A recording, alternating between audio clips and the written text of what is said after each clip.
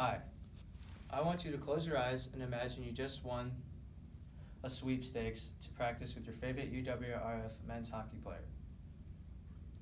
So you show up to the rink, zip open your bag, look down on all this equipment, and you don't know where to start.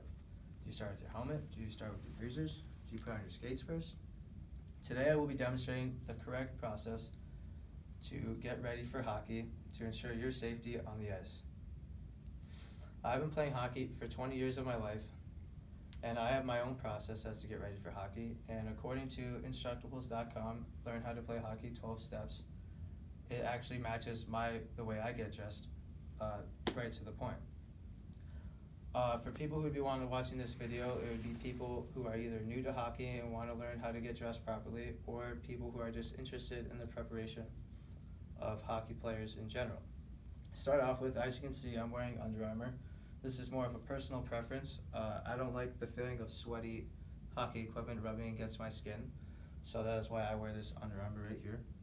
As you can see, I'm wearing a hockey jock. This is probably one of the most important pieces of equipment you can get. Protects your private parts, obviously, and as you can see, it has these Velcro straps that help keep your hockey socks up in place. Next, you're going to want to put on your shin pads. These shin pads can range anywhere from $50 to $100. You're going to want to make sure the straps are nice and tight to ensure that they're not slipping around. Your shin pads aren't slipping around off your knee and stuff. I wear a size 36, so depending on where you go to get them, you're going to want to go to your local pro shop and get sized in. Next, you're going to want to have to put on these socks right here, or just any hockey socks in general. Socks aren't really a vital piece of equipment for protection, but they help determine for which team you're on the ice, and also help keep your shin pads nice and snug on your knee as well.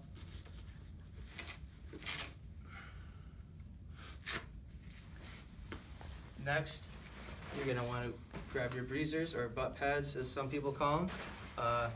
These can range anywhere from $100 to $150 as well, depending on how you like to wear your pants. I like to wear them medium tightness, but some people like to wear them super tight. Some people like to wear them super loose. It's up to you. Next, you're going to want to grab your skates. Skates are probably your most expensive piece of equipment. Depending on which type of skate you get, they can range anywhere from $600 to $1,000. So when you're tying your skates, you definitely don't want to tie them too tight, which that can cut out the circulation to your foot, which you definitely don't want. And if you tie them too loose when you step on the ice, you risk the possible factor of skating in a divot, which can result in you spraining or twisting your ankle. You're definitely going to want to make sure your skate blades are nice and tight, or nice and sharp. You're going to want to go to your local pro shop and make sure they're nice and sharp, because if you step on the ice with dull blades, you're going to be slipping and falling everywhere, and that's no fun to play hockey. But for the sake of this video, I'm not going to tie my skates all the way since we have a time limit. Next, you're going to want to grab your elbow pads or shoulder pads. Again, personal preference. I like to put my elbow pads on first. Your elbow pads protect not only your elbow, but also your forearm and parts of your bicep. This is important because you're getting hit a lot. Hockey is a high contact sport, and you're getting hit a lot on the boards. These elbow pads help protect you from any serious injury. Next, you're going to want to grab your shoulder pads. These shoulder pads help protect from your upper torso and up to your shoulders and parts of your bicep as well.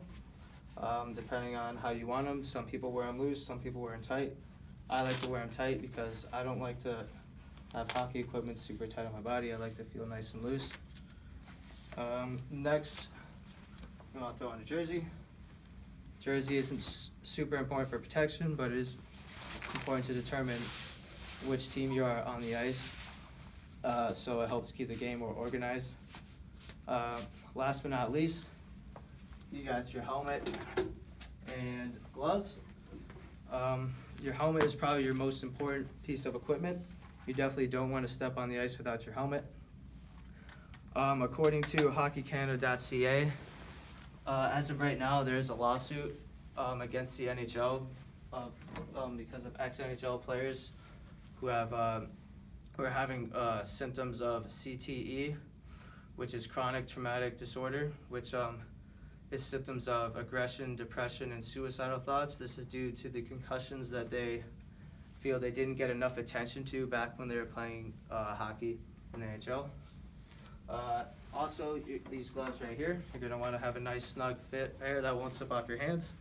They protect part of your wrist and also your hands and fingers. So in like hockey, if you have control of the puck, people are going to be hacking and whacking at your stick, and sometimes you accidentally get hit in the hand, which is why you'd want a nice pair of gloves to protect your fingers. In conclusion, to get dressed properly for hockey is a vital and very important to your safety on the ice. If you're not using each piece of equipment properly, you risk the chance of getting injured, and nobody wants that. So as you can see, this is the correct way to get dressed. Thank you.